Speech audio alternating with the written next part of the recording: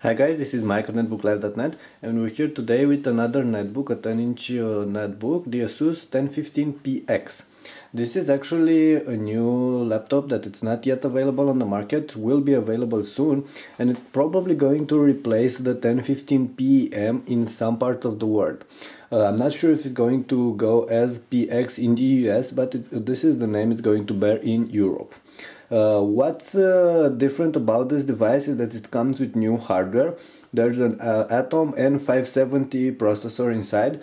The older generation had an N550. The new processor is actually a little bit faster. Everything else is pretty much the same. Same amount of RAM, 1 GB, extendable up to 2 GB, same Windows 7 starter OS, same 250 GB of storage or 320 GB depending on the option, same big 6 cell batteries and the same exterior. Let's take a quick look at the exterior. What we have here is the white version. This comes in a matte finish. As you can see, the exterior looks very nice. There's the Asus logo and that's pretty much all. The exterior is, like I said, made of high quality matte plastic. It won't catch fingerprints, or at least they won't be visible. It won't scratch very easily. It won't catch smudges. So overall, a pretty nice finish. The bottom part is made from a texture plastic. Looks quite okay. You have easy access to the battery. This is the battery right here. This particular model has a 6 watt 47 watt hour battery, but there's also going to be a 6 cell 63 watt hour battery that's going to allow up to 10 or 12 hours of battery life. That's on paper. In practice you should get like 8 to 9 hours, which is quite nice. And you also have access to memory right here. There's only a single memory slot, so you can replace the 1 GB with a 2 GB module. And right here on front you have a couple of cooling vents and the rest pads. Okay, let's take a quick look on the side. This is the front part. Pretty much nothing on the front part besides the status LEDs right here. On this other side you have a card reader, headphone and microphone jack united in a single slot. You also have two USBs, Kensington lock and LAN port. On the back there's the battery and the screen hinges right here. These are the screen hinges. And on this other side you have the PSU and VGA output, another USB and a cooling fan. It's nice that you should know that Asus made a new type of charger for this one. It's fairly compact, a lot compact than it was on older generation netbooks. Let's open it. Okay, and here it is. As you can see, this part around here, the part around the keyboard, is made from the same matte plastic used for the lid cover. It feels quite nice. The same plastic is used for the trackpad, while this area around the keyboard, the keys, is made from glossy plastic. Looks very nice, but will catch fingerprints. However, on this white finish they won't be that easy to spot. As for the screen, as you can see, the screen is matte, which is quite nice. There's a standard 10.1 inch screen, 1024 by 600 pixels, but it's matte and gets pretty nice viewing angles. You're going to see that. However, the bezel around the screen is glossy, as you can spot right here. Is glossy and will catch fingerprints, will scratch. However, this design looks very nice. I particularly like it. I also like the keyboard. Comes with a rubbery texture, rubbery finish. It feels quite nice. It's not very noisy, except for space. Space is a little bit noisy, and keys are kind of decently sized. They're not full size. I believe they're 93% full size keys, but they are quite okay. And you'll like the big enter right here. You have decent size shift and control, and on this other side there's a bigger shift and caps lock and tab. All these are oversized, so pretty nice. As for the trackpad, it's differentiated from the trackpad, from the red pad by these two narrow bars here. It is quite pretty wide for a 10-inch netbook, and the click button is made from matte plastic, and it feels quite okay, although there are no separated click buttons for right and left click. It feels quite okay and it's quite easy to press. Okay, let's power the device. As you can see, the power button is right here.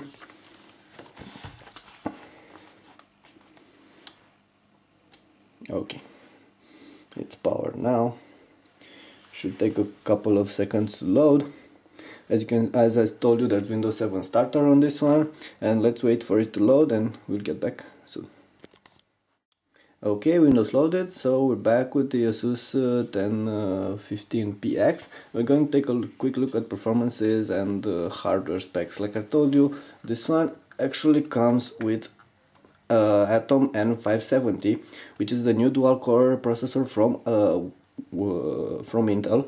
You can see it right here. System rating is not yet available. However, I rated it, and it's I believe 2.3 or 2.4. You're going to find this on the site where there's going to be a review of the device, a written review. This one also comes with 1 GB of RAM and 32-bit Windows 7 starter. I also told you that they Asus made a smaller power brick. You can see it here. I'm going to put it back to the screen so you can actually see how small it is. Let's zoom out a little bit. It's very compact, very light to use. Okay, pretty decent side cable. So this is a very nice power brick for a 10-incher. Okay, let's get back to performances. I'm going to try and play 720p clip on this one, and also a 1080p. I don't expect the 1080p to work, but it might. However, first let's actually open Media Player Classic Home Cinema, which is the software I'm going to use for that. And here is the 720p clip.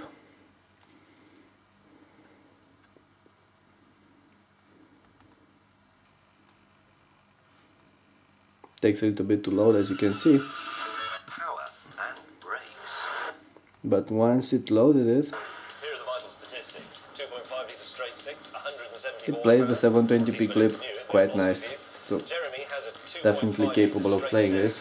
Syncing is a little slow. Let's see. As you can see, it takes a little bit to change to sync. However, it's definitely playable, the 720p. Now let's take a look at this 1080p self-store clip, which shouldn't actually be.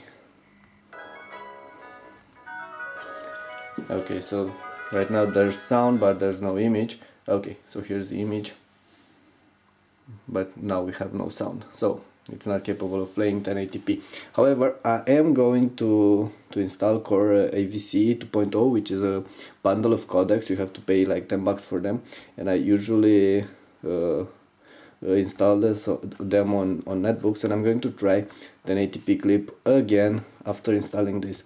But in the meantime, let's take a look at YouTube. It's going to see that this one can play YouTube clip, and also should try Hulu.com.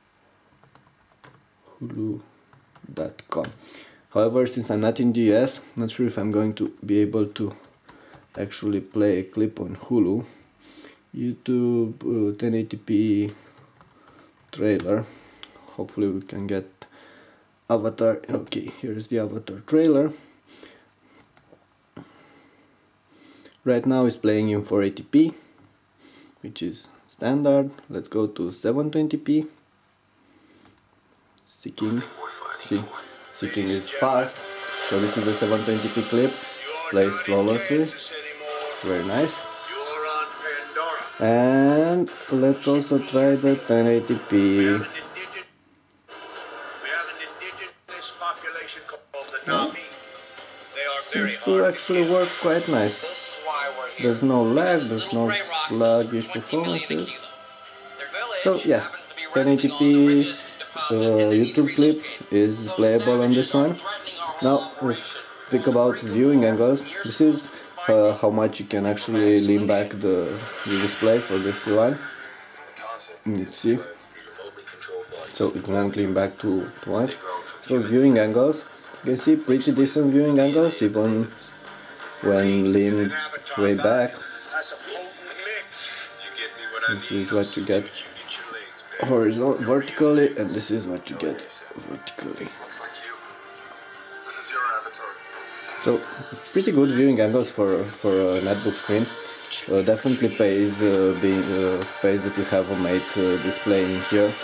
That's definitely something you'd want on your 10-incher these days. Okay, so this is it with YouTube. Let's take a look at Hulu, if this is going to... Okay, so I can only see these clips if I can dream, which are available internationally. Let's... Okay.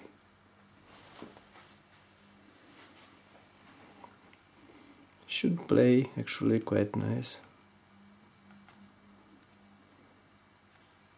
It's loading right now. Hulu is proud to support the efforts of Learn to Be. Okay, this is an advertisement, I believe. Yeah, so here it is. Hulu 480p. This is as well a commercial, but as you can see, it can play it fairly nice. And screen is good, like I said, and so are the speakers. You can see pretty decent volume. I'm going to shut up for a second.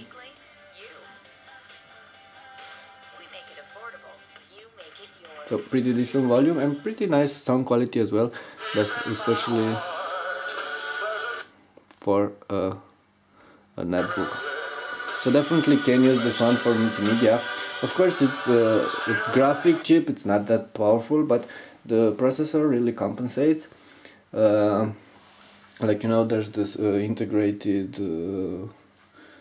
chip from Intel in terms of graphics, so it won't be able to play games or stuff like this, but for multimedia and browsing and all these other activities it's going to be quite okay.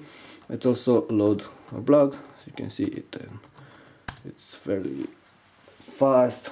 We're on wireless here, so it's quite fast. Of course you have the trackpad has multi-gestures and pinch to zoom and stuff like this, so overall a pretty fair bundle. As for battery life, like I said, this one should go for up to 8 hours or something like this on a single charge, but on a regular day basis I would expect from 7 to 8 hours, something around there, which is fairly nice for a 10-inch device. Of course this is with the 63 watt-hour battery. The 47 watt-hour battery will last like 20% fewer time. 20% will last 20% less than the bigger battery. Okay, I believe this is all for today with the review for the Asus 1015 PX. Like I said, this is going to hit the market pretty soon.